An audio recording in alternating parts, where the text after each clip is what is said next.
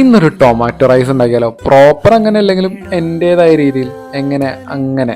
ഇന്ന് ജോലി കഴിഞ്ഞ് വന്നപ്പോഴേ വെറുതെ ഇൻസ്റ്റ എടുത്ത് റീൽസ് കണ്ടതാ. അപ്പൊ അതിന്റെ നിങ്ങളിപ്പോ ഇവിടെ കാണുന്നത്. അത് ഉണ്ടാക്കാനായിട്ട് സാധനങ്ങളൊക്കെ ഞാൻ എങ്ങനെയൊക്കെ ഒപ്പിച്ചു. പക്ഷെ അരിയായിട്ട് എൻ്റെ റേഷനരി മാത്രം ഉണ്ടായിരുന്നുള്ളൂ. അവസാനം ഞാൻ അത് വെച്ചിട്ട് തന്നെ ഉണ്ടാക്കിയത്. പക്ഷെ ഉണ്ടാക്കി കഴിഞ്ഞപ്പോഴല്ല മനസ്സിലായത് റേഷനരിയെ നമ്മൾ ഒരിക്കലും തള്ളിക്കളയരുത്. അതൊരു സംഭവം തന്നെയാണ്, മഹാസംഭവം. കുക്ക് ചെയ്യേണ്ടത് എങ്ങനെയാണെന്ന് ഞാൻ പറഞ്ഞു തരേണ്ട ആവശ്യമില്ലല്ലോ, അത് നിങ്ങൾക്ക് കാണുമ്പോൾ തന്നെ മനസ്സിലാവും. പക്ഷേ എരിവും ഉപ്പൊക്കെ നിങ്ങളുടെ ആവശ്യത്തിനനുസരിച്ച് തന്നെ ചേർക്കണം, അല്ലെങ്കിൽ പിന്നെ കഴിക്കാൻ പറ്റൂല. എനിക്ക് പിന്നെ എരിവ് കുറച്ച് കൂടുതൽ, അതുകൊണ്ട് ഞാൻ മുളക് കുറച്ച് കൂടുതൽ തന്നെ ചേർക്കും. പിന്നെ ഇത് കാണുന്നവരൊക്കെ ഒന്ന് കുക്ക് ചെയ്യാൻ പഠിച്ചിരുന്നോ, പ്രത്യേകിച്ച് ചേട്ടന്മാരൊക്കെ. കാരണം കല്യാണം കഴിഞ്ഞാൽ അനുഭവിക്കേ.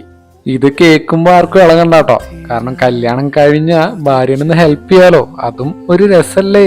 ഞാൻ ഈ പറഞ്ഞു കാട് കയറുന്നുണ്ടല്ലേ, എന്താ ചെയ്യാ, ശീലിച്ചു പോയി. അങ്ങനെ എന്റെ ടൊമാറ്റോ റൈസ് റെഡി ആയിട്ടോ. ഇനി പറ എങ്ങനെയുണ്ട്. അതിപ്പോ നിങ്ങളോട് ചോദിച്ചിട്ട് എന്താ കാര്യം, ഞാൻ തന്നെ പറയണ്ട കഴിച്ചിട്ട്.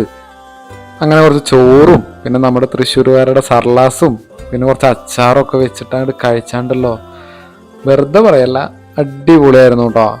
ഇതാവുമ്പോ പ്രത്യേകിച്ച് ചെലവുമില്ല, പെട്ടെന്ന് ഉണ്ടാക്കും ചെയ്യാം, പക്ഷെ മനസ്സും വയറും നിറയും. അടിപൊളിയാട്ടോ. നിങ്ങൾ എന്തായാലും എല്ലാവരും ഒന്ന് ട്രൈ ചെയ്ത് നോക്കിയോളൂ. ഞാൻ ഉണ്ടാക്കിയ പോലെ ഉണ്ടാക്കണമെന്നില്ല, നിങ്ങൾക്ക് ഇഷ്ടമുള്ള പോലെ ഉണ്ടാക്കിയാൽ മതി, പക്ഷെ കിട്ടും കേട്ടോ. അപ്പൊ എന്തായാലും നമുക്ക് അടുത്ത വീഡിയോയിൽ കാണാം. Bye bye.